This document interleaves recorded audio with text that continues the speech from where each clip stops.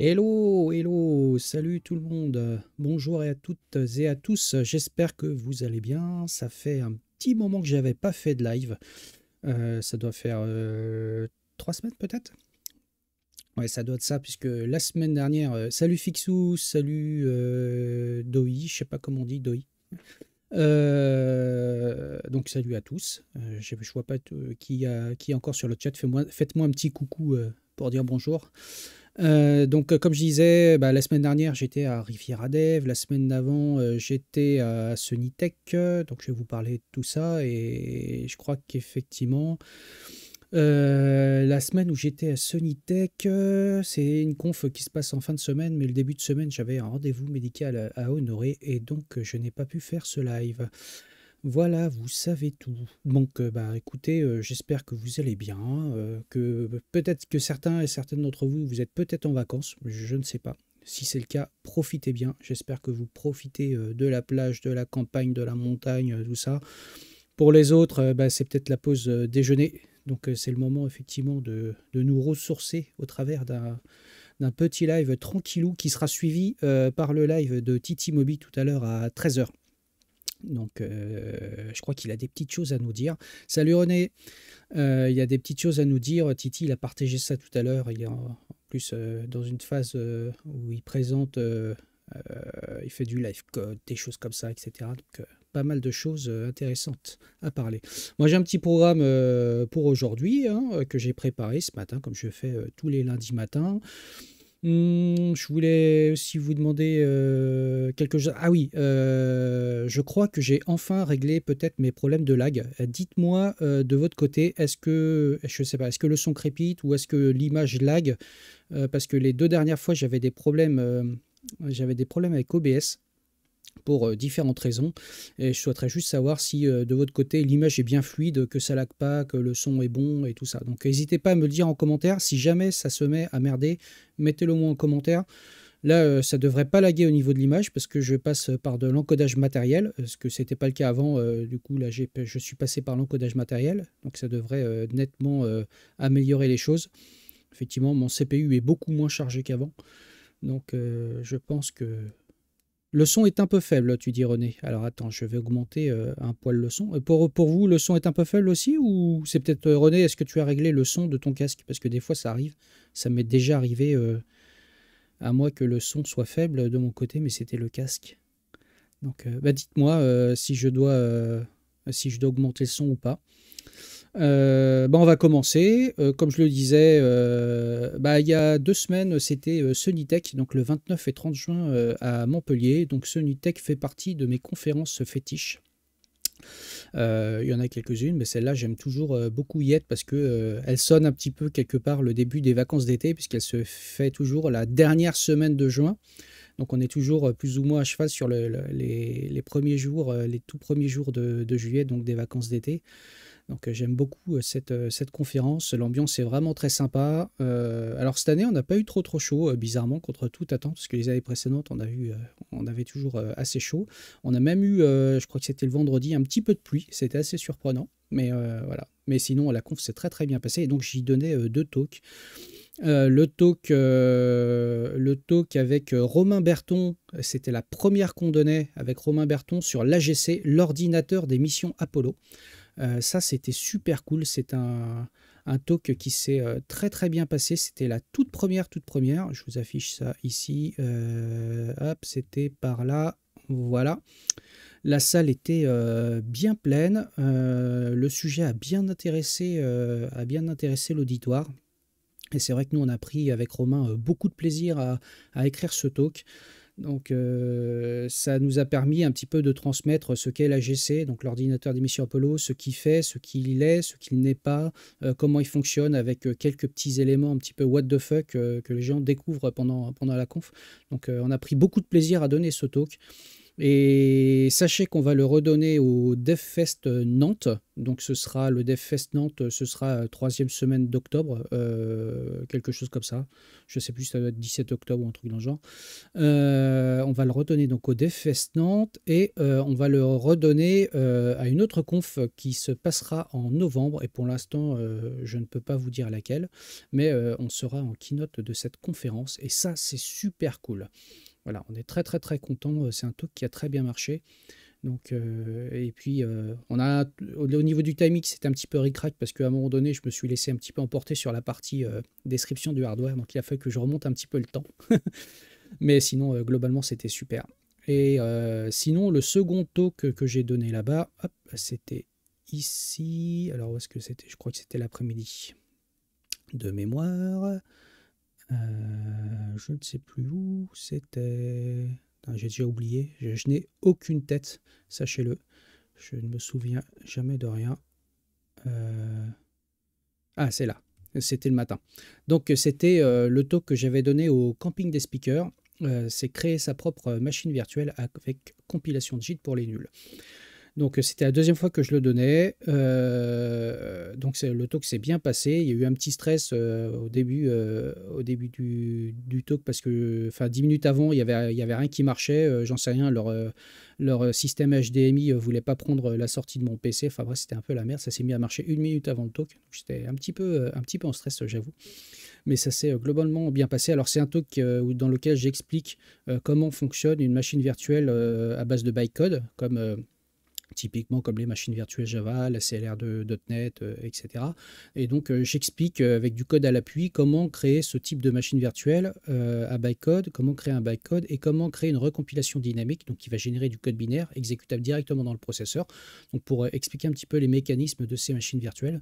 Donc c'est un talk qui est assez technique, il est vraiment technique, c'est-à-dire qu'il y a des gens qui viennent à ce talk qui disent oh là j'étais un peu perdu, etc. Mais c'est pas un niveau débutant. D'ailleurs ils mettent content level intermediate, c'est plutôt content level intermediate plus, je dirais. Mais au moins, ça permet de parler un petit peu de ces mécanismes, de ces problématiques, et donc de pouvoir expliquer comment ça fonctionne en vrai et de montrer qu'en vrai, si on veut s'en développer une, c'est pas entre guillemets si compliqué que ça, même s'il y a de la complexité, c'est évident, mais c'est pas si compliqué que ça et que c'est quand même des choses qui sont accessibles. Voilà pour Sonitech. Et la semaine dernière, c'était au tour de Riviera Dev.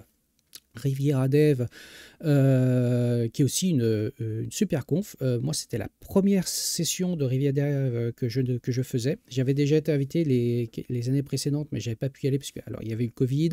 Il y a eu une année où j'avais eu un problème de santé, j'étais arrêté, donc je n'avais pas pu y aller. Donc cette année, j'ai resoumis un talk et donc pareil, j'ai eu 2 talks qui ont été pris.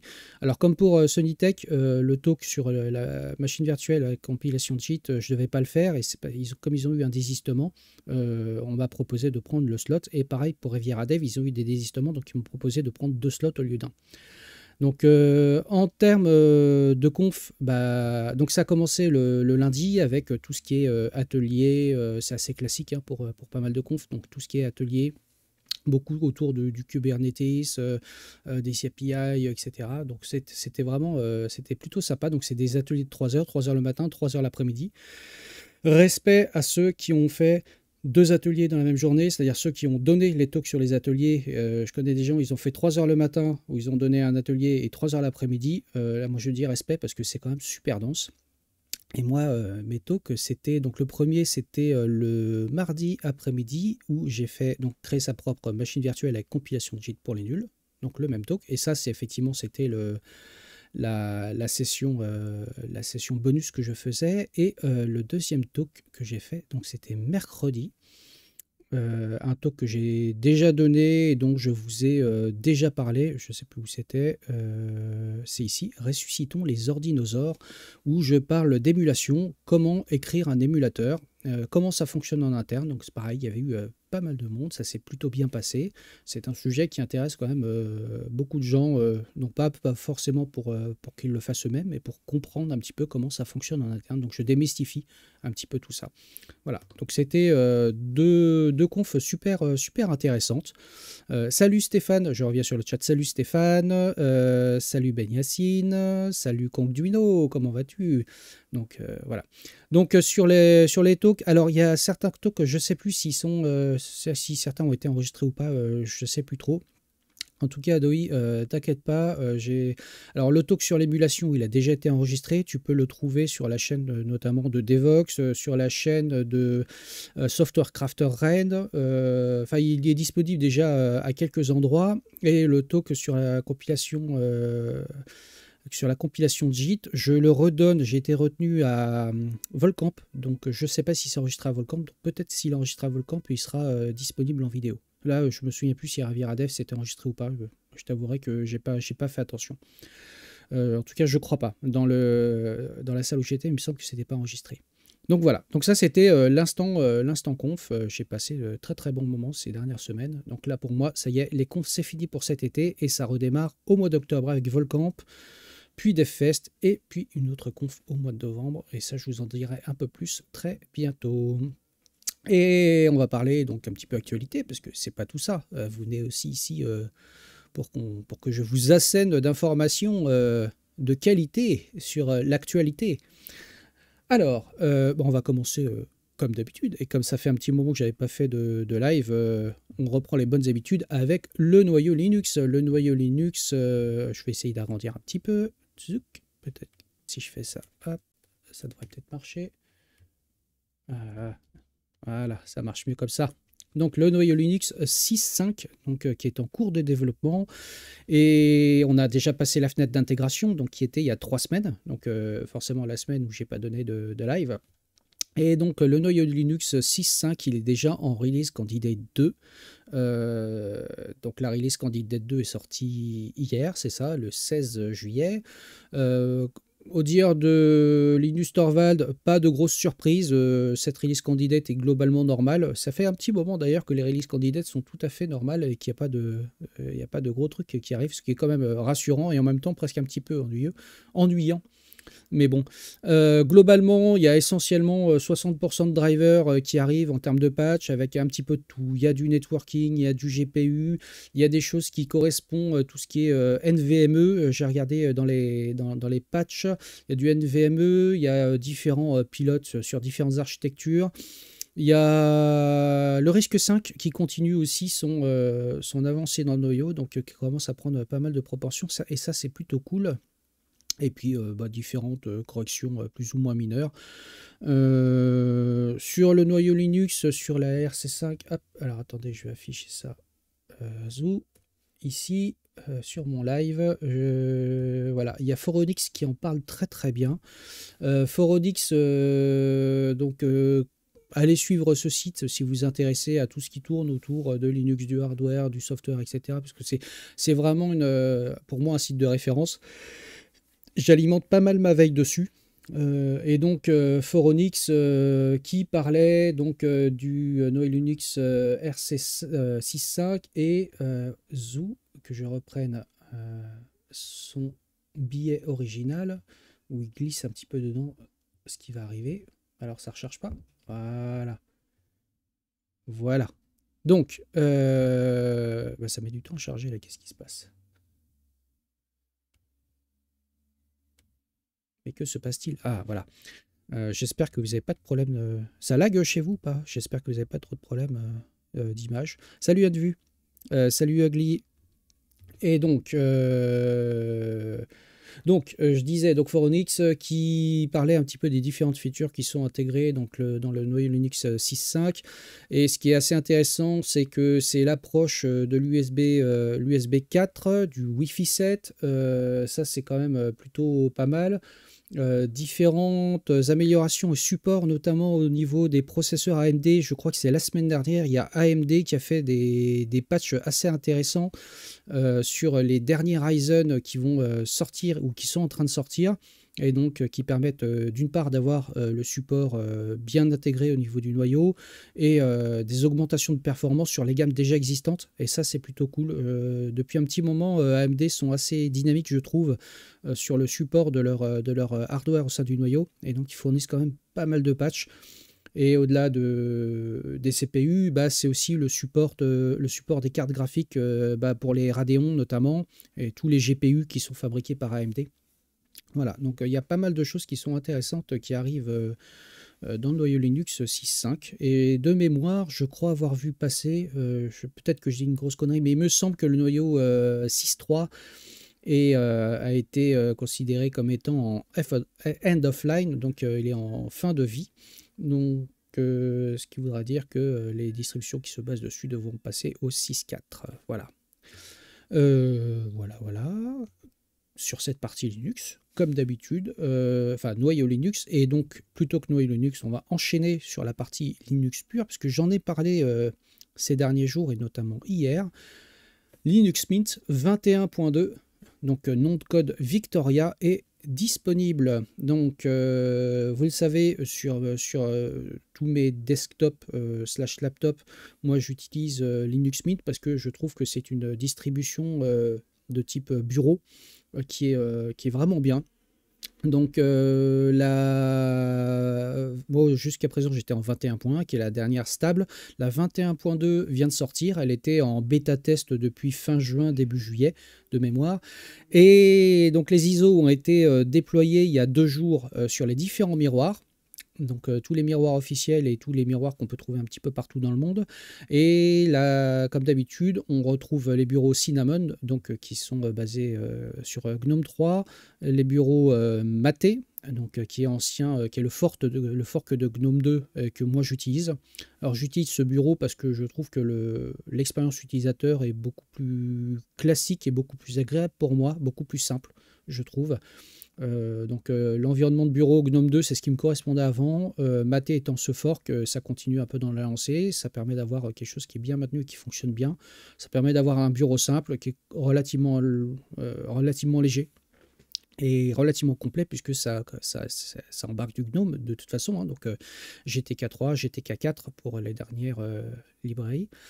Et il y a aussi l'environnement de bureau XFCE pour ceux qui veulent un bureau ultra light qui consomme vraiment peu de ressources, notamment sur des anciennes machines ou qui veulent plutôt un bureau minimaliste, donc il y a XFCE aussi qui est disponible. Donc vous avez 3 saveurs au niveau des images CD, images DVD. Donc choisissez celle que vous voulez, ce qui n'empêche que si vous en installez une, vous pouvez très facilement installer les autres environnements de bureau sur une des installations. Ça ne change pas grand-chose. C'est juste que si vous installez la version avec XFCE, vous aurez un bureau XFCE prêt à l'emploi Et si vous voulez installer Mate, bah, il faudra juste passer par le gestionnaire de paquets. Donc au niveau des améliorations, donc j'ai téléchargé l'ISO Linux Mint 21.2 Mate hier. Je l'ai testé en live, donc en termes de live CD sur ma machine. Donc ça marche plutôt bien. Ce qu'on peut voir, c'est qu'au niveau surtout cosmétique, il y a eu pas mal d'améliorations qui ont été faites. Des petites améliorations, c'est pas grand chose, mais c'est des petits alignements, des petits arrondis. Il y a un nouveau thème qui est disponible, qui offre un meilleur contraste, notamment quand on est sur un, comment je dirais, un thème sombre. Ça, c'est surtout les choses qui sont réellement visibles. Évidemment, il y a les mises à jour de différents softs en interne. Je ne vais pas tous hésiter parce qu'il y en a des paquets, mais il y a pas mal d'améliorations sur les softs, des corrections, des petites corrections de bugs, un bump vers une nouvelle version du noyau. Bref, donc ça reste une version comment je dirais, incrémentale de la 21. Donc la 21.2, sachez que c'est une long terme support et elle sera supportée jusqu'en 2027. Donc c'est quand même pas rien. Sachez, n'oubliez pas que Linux Mint est toujours basé sur la dernière version stable long term support d'Ubuntu. Donc là, je sais plus si c'est quoi, c'est Jami, je crois, la dernière base, et qu'il mitigue le risque qu'un jour Ubuntu nous fasse un coup de calgon à la Red Hat par le fait que Linux Mint produit aussi une version de cette distribution basée sur Debian, qui s'appelle LMDE, Linux Mint Debian Edition. Donc ça veut dire qu'effectivement, c'est une distribution qui est vraiment user-friendly, qui est supportée longtemps, qui est relativement stable, et vraiment faite pour un emploi sur le desktop, pour un usage de tous les jours. Voilà. Salut Gouze, ça va? Donc Anne-Vu, tu dis tu essaies de résister au distro hopping. Ouais, c'est sûr. Mais moi ça fait longtemps que j'ai arrêté de changer de distro. Bon, je l'ai déjà dit, hein, que ce soit sur Twitter ou ailleurs ou sur ce live. Salut des chumps. Moi j'utilise Linux Mint sur tout ce qui demande une interface utilisateur. Toute la famille est sur Linux Mint, ils sont habitués à ça, ils l'utilisent. Ma fille, quand elle fait de la photo, elle développe aussi avec Dartable sous Linux Mint. Voilà, il n'y a pas de Windows, pas de Mac à la maison. C'est une distribution qui est quand même user-friendly, qui marche très bien, qui est bien supportée. Elle a un très bon support matériel. Ce qui est très appréciable, c'est que vous installez ça sur votre machine et vous avez quelque chose d'utilisable out of the box. Et ça, pour le coup, c'est très, très, très appréciable. Et puis, ça permet de profiter de toute la Logitech de Linux Mint, plus celle d'Ubuntu, plus celle de Debian, puisque Linux Mint est basé sur Ubuntu, qui est basé sur Debian. Et donc, ça permet d'avoir une Logitech qui est quand même assez conséquente. Et aussi, vu qu'on utilise des paquets Deb, tous les softs qui fournissent justement des paquets Deb, on peut assez facilement les installer sur cette distro. Et puis, pour tout ce qui est environnement serveur, moi j'utilise Debian, parce que Debian, je trouve que c'est, à mon sens, un des meilleurs compromis sur la partie serveur. Elle reste légère, elle est effectivement, elle dure dans le temps. Donc moyennant effectivement des versions de paquets qui évoluent pas vite. Je rappelle que la dernière Debian 12 est sortie là, il y a quelques semaines. Donc voilà, moi ça reste mes deux choix de cœur. Ce qui n'empêche que de temps en temps, il m'arrive d'utiliser d'autres distributions. C'est évident. Moi, je ne reviendrai pas sur le coup de calgon de Red Hat et de ce qui se passe en ce moment. On en a déjà parlé. On verra dans le futur ce que ça va donner. Voilà pour Linux Mint. Donc si vous cherchez une distribution à tester, que vous n'avez jamais testé Linux Mint, testez-la sur vos machines, vous verrez, vous ne serez pas déçus. Le support matériel est top. Donc donnez-lui une petite chance, ça change, ça peut vous changer la vie. Ensuite, je voulais vous parler de quelque chose sur lequel je suis tombé là, par mes pérégrinations sur le net. C'est LedZivim. Donc LedZivim qui est un setup de NeoVim qui est donc basé par, hop, je vais me mettre ici, ledzi.nvim. Donc, qui est un projet qui permet de rajouter un système de plugin manager pour NeoVim et différents petits refinements comment je dirais, de configuration, etc. Et donc, ça permet de pouvoir transformer votre NeoVim directement de façon relativement simple en un IDE, si je puis dire. Donc, avec pas mal d'outils, avec, comme vous le voyez à l'écran, de quoi naviguer dans les fichiers, avec l'éditeur de code comme Vim, avec la compilation intégrée, avec de la documentation intégrée en ligne, type IntelliSense et tout ça. Voilà. Donc, il y a pas mal de features, je ne l'ai pas encore testé, parce que moi j'utilise Vim, le traditionnel Vim, et j'utilise pas NeoVim, même si ça m'est déjà arrivé. Mais si vous utilisez NeoVim, je pense que vous pourriez aller jeter un petit coup d'œil vers LazyVim, parce qu'apparemment il apporte quand même des choses assez intéressantes. Donc notamment en termes de code, hein, ça permet vraiment de transformer votre NeoVim en pur IDE quelque part, et c'est extrêmement extensible d'après ce qu'ils disent. J'ai regardé, ils se disent que c'est quelque chose qui est aussi rapide, donc sans trop de surcoût, parce que souvent quand on apporte des plugins, notamment à Vim, etc., bah, il y a toujours aussi ce petit surcoût au runtime, à l'exécution, et apparemment une grande attention a été portée sur le fait qu'il y ait peu de overhead à l'usage de ces plugins. Voilà. Donc apparemment il y a pas mal de choses intéressantes à voir là-dedans. Moi je lui donnerai une petite chance et je le testerai là dans une VM pour voir ce que ça donne. Est-ce qu'il arrivera à me faire changer mes vieilles habitudes de vieux bonhomme qui utilisent Vim depuis peut-être au moins 25 ans, peut-être même un peu plus, ça doit peut-être faire 27 ans que j'utilise Vim. Donc je ne sais pas. Bon, en tout cas, je sais que NeoVim est un fork de Vim qui prend vraiment beaucoup d'ampleur aujourd'hui, qui est très orienté développeur, qui donne une très très bonne expérience développeur. Je connais pas mal de personnes qui sont passées, qui en sont extrêmement satisfaits.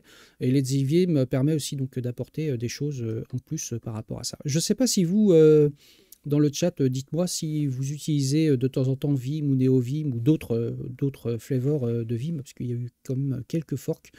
N'hésitez pas à le dire. Si vous connaissez LazyVim, laissez un petit commentaire. Deadchump, tu sors. Et Max, ici, c'est interdit. Tu sors. Hein, on n'est pas des poulpes, on n'a pas des tentacules à la place des doigts pour faire CTRL, Alt, Shift, Meta, truc muche. Hein, bon, ça suffit. Hein. Si ça continue, il faudra que ça cesse. Je blague évidemment. Moi, je suis pas trop. Je sais qu'il y a toujours les guerres d'éditeurs entre VI, Vim, Emacs, Visual Studio Code, etc., etc. Donc, chacun y trouve un petit peu ses goûts. Moi, l'avantage, je vois que vous êtes quelques-uns à utiliser Vim dans le chat. Moi, VI et ses successeurs, comme Vim et d'autres, j'aime beaucoup parce que comme c'est une logique qui est très très simple, il y a très peu de raccourcis de commande à garder en tête. Et une fois qu'on a compris le fonctionnement, j'en avais fait un billet de blog d'ailleurs qui est sur mon blog, hein, ça permet d'aller très très vite et de coder avec une vitesse vraiment démultipliée lorsqu'on connaît très bien l'éditeur. Franchement, les gens, quand on voit quelqu'un qui maîtrise Vim travailler, VI ou Vim ou les autres, hein, les gens sont toujours assez abasourdis de la productivité que ça permet d'apporter. Voilà. Notamment du fait que c'est basé sur Aide à la base. Il y a toute la notion d'expression régulière qui est directement intégrée, un système de type commande, répétition et tout ça qui est directement intégré. Donc c'est une logique. Le mode édition, le mode commande, au début c'est un petit peu perturbant pour la plupart des utilisateurs, mais c'est un côté qui est extrêmement pratique et qui apporte vraiment beaucoup de productivité. Notamment quand on fait de l'édition en masse pour aller traiter, j'en sais rien, des CSV, des fichiers de log, ce genre de choses, au-delà du code même, c'est fou. Franchement, je ne peux pas travailler avec d'autres éditeurs qui n'apportent pas toutes ces facilités directement. Donc il y a de l'AstroVim, là je vois dans le chat, du Vim, du VI. Gouze, Led Zeppelin, mais Led Zevim. Ah d'accord, ok. Tu as mangé un clown ce midi? Mais dis donc. Et toi, Toi, tu dis que tu n'utilises Vim que contraint et forcé. Bah justement, je pense qu'il faut arrêter de se dire d'être forcé et d'essayer de rentrer dans la logique de l'éditeur. Et tu pourrais, je pense, prendre plaisir à utiliser cet éditeur une fois que tu as bien intégré les concepts. Mais et donc, Envim, tu dis passer de patience pour configurer Envim jusqu'au bout. Mais justement, Envim, NeoVim, tout ça, etc., sont toujours un peu chiants parce que ça n'arrive pas, entre guillemets, préconfiguré pour un usage out of the box. Et c'est pour ça que LazyVim, justement, permet directement d'apporter une configuration qui est prête à l'emploi. Et je pense qu'il y a d'autres projets, j'avais vu d'autres projets sur le net qui existent là-dessus, et ça c'est quand même plutôt cool.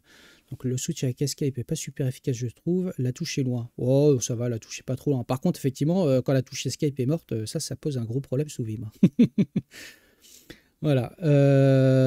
Toi, Banyacid, tu dis perso Vim, des recommandations sur des plugins, rédaction du code, du YML ou du Ansible. Alors moi, je ne suis pas la bonne personne à qui demander ça parce que moi, j'ai un usage très basico-basique de tout, de VI, de Vim et de tout ce qui ressemble à ça. J'utilise extrêmement peu de plugins. La seule chose que je configure, c'est mes indentations, la complétion intégrée à Vim, etc. Et c'est tout ce que je configure. J'utilise, pour ainsi dire, jamais de plugin et jamais d'autres extensions particulières. Mais bon. Ouais, tu as raison, tu as vu remap ton escape sur Caps Lock et c'est bon, tout à fait. Caps Lock, c'est vraiment la touche qui est complètement inutile, donc on peut la remapper dessus. Tu as tout à fait raison. Donc voilà, donc pour les plugins, moi j'utilise très peu de plugins, je ne suis pas vraiment la personne la mieux à même de répondre à ces questions. Je sais qu'il en existe des tonnes et des tonnes et des tonnes, mais là pour le coup, j'en ai pas qui me viennent en tête. Mais ça pourrait être l'objet d'un live, un de ces quatre, de se dire quels sont les plugins les plus simples, les 10 plugins les plus sympas à utiliser quand on utilise Vim ou NeoVim ou autre, ça peut être cool. Ensuite, autre sujet, je passe complètement du coq à l'âne. J'ai été tombé sur ce tweet que je vous affiche de Pierre-Yves Lapersonne qui disait « Petit tweet à la mer numérique. Est-ce que des personnes ici ont des retours d'expérience à partager au sujet de Gitflow ? En soi, je ne vois pas l'intérêt de passer par ces commandes. Par ces commandes-là, quand naïvement, on pourrait tout faire avec plusieurs commandes basico-basiques. » Alors moi, ce que j'ai répondu à Pierre-Yves, c'est que de mon point de vue, je suis assez d'accord avec lui. J'ai l'impression qu'effectivement, Gitflow n'est qu'une surcouche au-dessus de Git.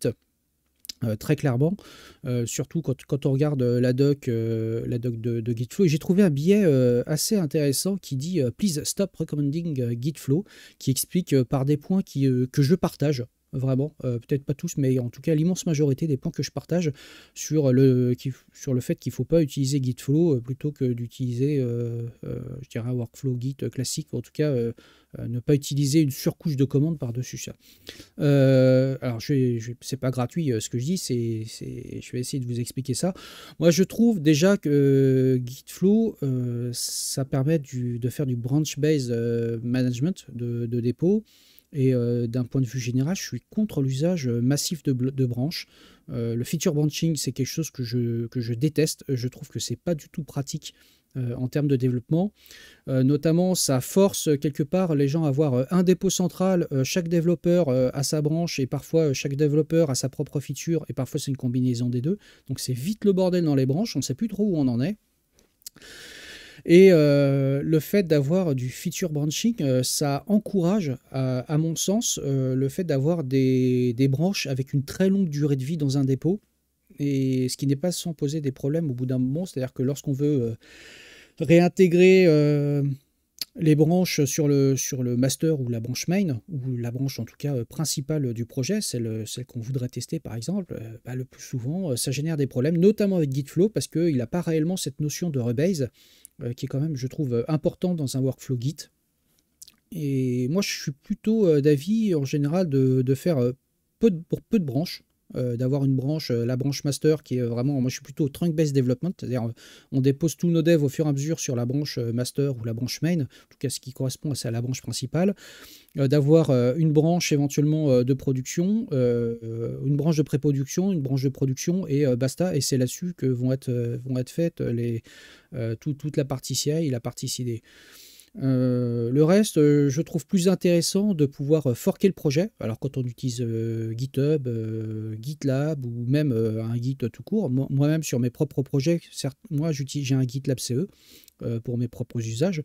En fait, il m'arrive très régulièrement de m'auto-forker mes propres projets parce que j'ai pas envie de créer de branches, parce qu'au bout d'un moment les branches, je sais plus du tout ce qu'elles veulent dire, surtout si je travaille de façon un peu disjointe sur un de mes side projects. Et donc, j'ai tendance parfois à m'auto-forker un de mes projets. Par exemple, mon émulateur d'Amstrad CPC, bah, j'ai un fork qui existe dans mon GitLab CE qui me permet de pouvoir avancer sur une version beaucoup plus évoluée. Et c'est ce fork que je vais rebaser très régulièrement. Et l'avantage, c'est que comme en plus, mon émulateur d'Amstrad CPC, lui, il est répliqué sur les différents miroirs, mes miroirs GitHub, GitLab et Bitbucket, bah, ça évite d'aller polluer ces miroirs avec du travail en cours ou du travail prospectif dans des branches, que les gens se diraient, mais à quoi sert cette branche, etc. Donc au moins, ça pose pas de problème. Alors Tinos, tu dis bonjour. Alors bonjour déjà, merci. Comment gérer les différentes versions d'un même produit? Bah, gérer les différentes versions, c'est simplement pour moi la pose d'un tag. Tout simplement. Tu peux combiner l'usage d'une branche, pré-production, production, et avec l'usage d'un tag. Et l'avantage du tag, bah, c'est d'une part, tu peux le déplacer en cas de besoin, mais ça te permet de dire, bah, si je prends un cas extrêmement simpliste en disant si tu n'avais qu'une seule branche, la branche master ou la branche main, sur laquelle tu fais du trunk-based development, et à un moment donné, tu dis, bon, bah, à partir de ce commit, je considère que c'est la version 1.5.2 de mon projet, tu poses un tag dessus, basta la faire replier. Tu as posé ton tag, et ça te permet de dire, bah, ça y est, mon projet est en version Intel. Et si après, tu dois faire du hotfix, bah, tu peux tirer une branche hotfix depuis ce tag, et patcher et faire comment je dirais, du cherry pick ou ce genre de choses. Voilà, c'est des choses qui sont faisables. L'avantage, c'est que d'avoir très peu de branches, ça permet quand même de simplifier beaucoup le travail, et puis ça encourage aussi beaucoup les développeurs à committer et pusher régulièrement, à mettre en place du feature flipping plutôt que de faire du feature branching. Et je trouve ça, en tout cas à mon sens, beaucoup plus intéressant. Et quand on a vraiment un dev qui va durer longtemps, moi j'encourage plutôt à faire des forks, et donc de fait de faire des pull requests, et donc directement, et non pas des merge requests, mais des vrais pull requests, c'est-à-dire d'aller chercher sur un dépôt distant, comme on le fait sur un projet comme un projet open source, c'est-à-dire que la plupart des gens, quand ils veulent vous soumettre un patch ou quelque chose comme ça, bah, ils ne demandent pas l'accès au dépôt et ils ne créent pas une branche pour eux. Qu'est-ce qu'ils font? Ils forquent le projet, ils travaillent dans leur coin. Avant de soumettre, bah, ils doivent faire un rebase au cas où le dépôt principal a évolué. Ils font un rebase, ensuite ils font leur pull request. Et c'est ça qu'on va venir aller chercher. Je trouve ça beaucoup plus sain et beaucoup moins risqué en termes de dev. Après, c'est une vue qui est tout à fait personnelle, hein. Je ne dis pas que c'est ce qu'il faut faire dans tous les cas. Comme on dit, il n'y a pas de silver bullet. Mais en tout cas, c'est mon approche. Et j'ai vu trop de projets, des projets industriels, dont je tairai le nom, qui justement se retrouvent avec une branche principale, une branche pré-prod, une branche production, une branche hotfix, une branche machin, plus à peu près 27 branches différentes pour les 27 features qui sont en train d'être développées, mais qui sont en train d'être développées depuis 7 mois. Features dont les développeurs oublient le plus souvent de rebaser. Donc le jour où tu veux faire un merge, c'est la merde. Enfin bref, et du coup ça permet aussi de diminuer, je dirais, la pollution visuelle. Quand on regarde le nombre de branches qui sont disponibles sur un projet, ça permet nettement de diminuer le nombre de branches disponibles. Voilà. Donc Doé, tu dis, ça rejoint la discussion que nous avons eue à Sonytech, absolument, et que la pratique soit partagée par l'équipe de développement et prendre le temps de former tout le monde. Oui, tout à fait, absolument. Un de mes clients n'arrive plus à la livrer parce qu'il est emmêlé avec 10 branches et avec trop d'écart. Ben, c'est exactement ça, tu vois, Bellegarde du Nord, c'est exactement ce que je dis. C'est qu'à un moment donné, on finit par plus savoir quelle branche est issue de qui, où est-ce qu'elle en est, si elle est là, effectivement, si cette branche elle est en train d'être développée depuis super longtemps, ça devient un vrai bordel parce que on va pas se mentir, la plupart des gens oublient de rebaser, donc ça pollue le dépôt. Voilà, pour moi, dans le dépôt principal, il devrait y avoir le master, une branche de pré-prod, une branche de prod, ou voire une branche de test, et basta. Et éventuellement, ces branches de prod et de pré-prod peuvent être hot-fixées avec du cherry pick. Et le reste, ça devrait être, je pense, chaque développeur devrait forker de son côté, et donc après de gérer son propre dépôt avec son fork, et de temps en temps de faire des merge requests, et de faire du feature flipping, plutôt que de faire du feature branching. Voilà. Bah, moi, c'est mon avis, hein. Après, je comprends très bien les personnes qui peuvent ne pas le partager. Et donc, pour en revenir au sujet de Gitflow, bah, Gitflow promeut plutôt le feature branching plutôt que le feature flipping. Et ça pose pas mal de problèmes. Et je vous partagerai, hein, de toute façon, comme d'habitude, tous les liens sur le replay que je mettrai sur YouTube tout à l'heure. Mais l'article que je vous ai montré tout à l'heure, hein, celui qui est affiché ici, de George Stocker, Please Stop Recommending Gitflow, explique justement de façon relativement factuelle les points que je viens de vous évoquer. et pour lesquels je suis relativement d'accord. Et je pense que pour la plupart des projets, le feature branching est à mon sens pas une bonne réponse à un problème. Voilà, c'est mon avis. Je donne mon avis. C'est normal, je suis sur ma chaîne Twitch, hein, je fais ce que je veux. Voilà, donc je voulais vous parler de ça parce que c'est un sujet qu'a lancé Pierre-Yves l'autre jour, et Pierre-Yves, qui est quand même quelqu'un aussi qui maîtrise bien ce qu'il fait, il est expert open source chez Orange de mémoire, donc c'est un mec qui connaît bien, et effectivement il a du mal à comprendre qu'on puisse utiliser Gitflow. Comme moi, j'arrive pas à percevoir l'usage de Gitflow. Je pense que le seul usage que peut avoir Gitflow, c'est notamment pour les gens qui sont peut-être pas très à l'aise avec l'outil Git, puisque Git permet de faire à peu près tout et un petit peu comme on veut. Donc là, je dirais qu'un des seuls avantages de Gitflow, c'est que ça permet de driver les gens sur une méthode, sur une façon de gérer ses branches, de gérer ses commits, etc. Mais parce que les gens ont du mal à rentrer dans le fonctionnement de Git, et ne veulent pas forcément apprendre les commandes de base Git. Alors que ce que fait Gitflow, hein, ça n'appelle ni plus ni moins que des commandes de base Git. Hein. Git branch, git switch, git commit, git push, etc., git tag, etc., etc. Voilà. Et donc, il est quelle heure? 12h57, on va bientôt partir chez l'ami Titi. Mais on ne va pas partir chez l'ami Titi avant de parler aussi d'un autre sujet très rapidement. C'était Multipass. Multipass par rapport à un tweet qu'a fait l'ami Philippe Charrière. C'est pas ce... Hop, c'est ce tweet-là que je vous affiche. Donc Philippe Charrière qui malheureusement s'est fait un petit incident sur une de ses VM. Il utilise Multipass. C'est un soft qui est fait par Ubuntu, et donc qui permet de gérer des VM en mode pass, hein, Platform as a Service, sur sa propre machine. Donc ça permet de pouvoir se créer des VM Ubuntu assez facilement et de développer dedans. Et donc bon, il a fait un petit incident de ligne de commande, et il a perdu un petit peu de taf, et donc parce qu'il a effacé son home directory dans une de ses VM, et donc il n'avait pas encore créé de dépôt, il n'avait pas comité pushé. C'est des choses qui arrivent, on est tous passés par là, donc on ne se moque pas.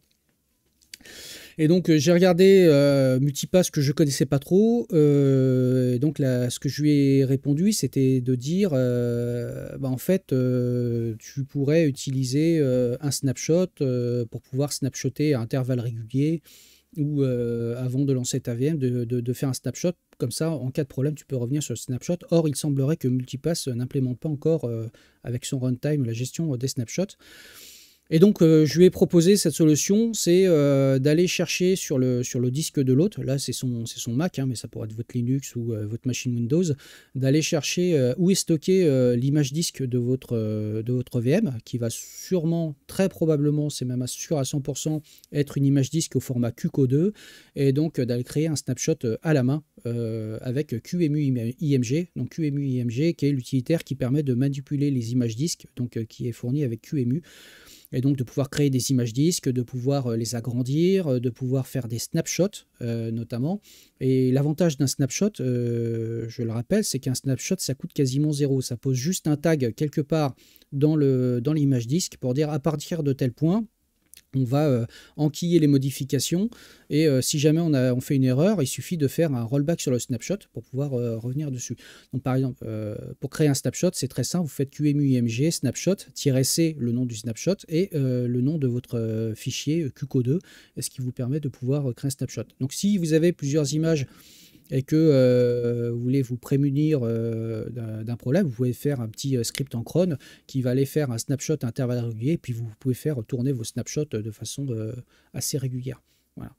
Par exemple, moi, j'ai développé un outil qui n'utilise pas QEMU-IMG directement, mais en tout cas sur Proxmox XVE. Donc c'est PVE Autosnap qui permet de faire des snapshots à intervalles réguliers sur mes VM, et de façon des snapshots tournants.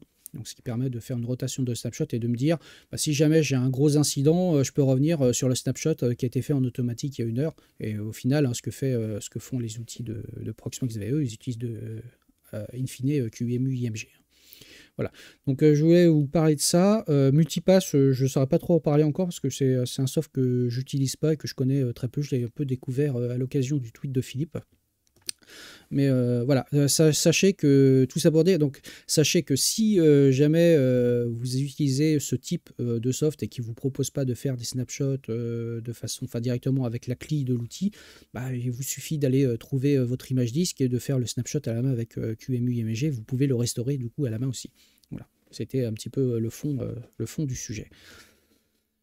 Et puis, bah voilà, je pense qu'on a fait le tour, puisqu'il est déjà 13 h. J'avais encore un petit sujet à vous partager, mais je le partagerai, je pense, la semaine prochaine, parce que j'ai envie d'en parler pendant au moins 10 minutes.